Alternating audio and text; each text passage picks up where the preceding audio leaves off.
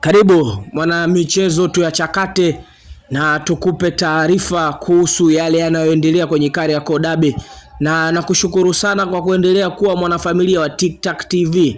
Endelea kushikilia hapo tukupe taarifa yanayojiri katika viwanja mbalimbali vya michezo.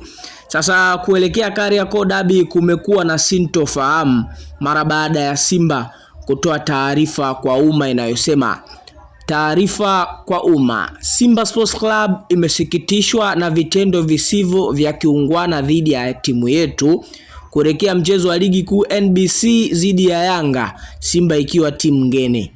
Kwa mujibu wa kanuni ya 17 kifungu nambari 45 ya kanuni za ligi kuu bara, zinasema timu mgeni ina haki ya kufanya mazoezi kwenye uwanja wa mechi angalau mara moja kabla ya siku ya mechi katika muda tarajiwa wa mchezo husika.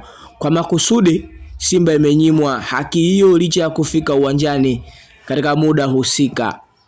Katika sintofahamu hiyo, Simba iliarifiwa na meneja wa uwanja kuwa hana maelezo ya kuruhusu mazoezi kufanyika bila maelekezo ya kamishna wa mchezo. Pamoja na kamishna wa mchezo husika kufika, mabaunsa wa klabu ya Yanga walivamia msafara wa Simba huku wakiendelea na vurugu na wakizuia msafara wa Simba kuingia uwanjani kufanya mazoezi. Jitihada za Simba kupata ufumbuzi wa changamoto hiyo hazikuzaa matunda kwa zaidi ya masaa mawili kabla ya Simba kuondoka eneo la nje ya uwanja kwa sababu za kiusalama ambazo zimerekodiwa kwa ajili ya ushahidi.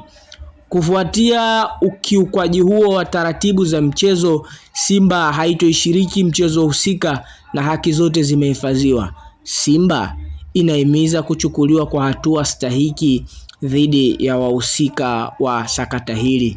Imetolewa na management ya klabu ya Simba. Nimemaliza kunukuu kama ambavyo wanasema Simba hivyo. Ukiachilia taarifa hiyo maalum kutoka katika ukurasa rasmi wa Simba, vipo vyanzo mbalimbali ambavyo navyo vimeripoti, huku Farhan Kiam JR kupitia ukurasa wake wa Instagram wameandika: taarifa kutoka kwenye chanzo changu ni kwamba Simba tayari wamevunja kambi, wachezaji wameruhusiwa kuondoka kambini hapo baadaye. Hii inatokana na msimamo wa klabu kuwa hakuna mechi. Yanga wapo kambini na kesho wataenda uwanjani kwa mujibu wa kanuni, na kwa tafsiri za kanuni, kama Simba hatotokea basi watapaswa kupewa mabao 3 na alama 3.